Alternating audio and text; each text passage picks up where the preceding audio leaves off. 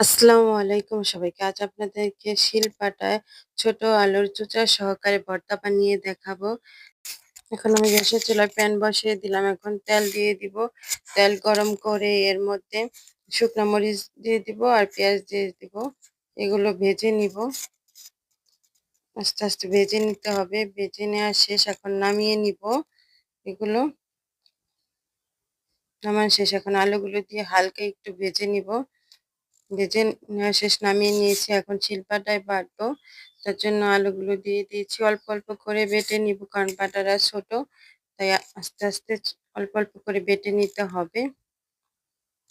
এভাবে আমি সবগুলো বেটে নিব। এই আলুর ভর্তাটা খেতে এত মজা হয় যে আপনাদেরকে বলে বোঝাতে পারবো না। তৈরি করে বাসায় খেয়ে বলতে হবে যে কিরকম হয়েছে, বুঝতে পারবেন যে কতটা টেস্টি হয়েছিল। এখন আমি শুকনো মরিচ নিয়ে নিলাম, তার মধ্যে লবণ নিয়ে বেটে নিচ্ছি। এর মধ্যে পেঁয়াজ দিয়েও বেটে নিচ্ছি। বেটে এর মধ্যে কয়েকটা সরিষা দিয়ে দিব। সরিষাগুলো ধুয়ে নিয়েছিলাম।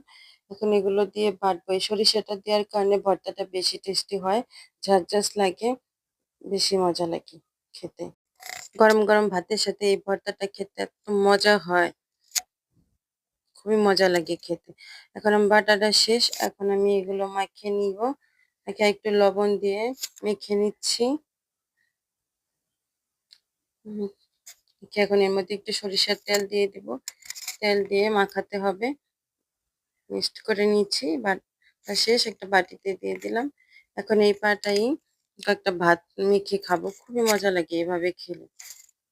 আমি এভাবেই খাই।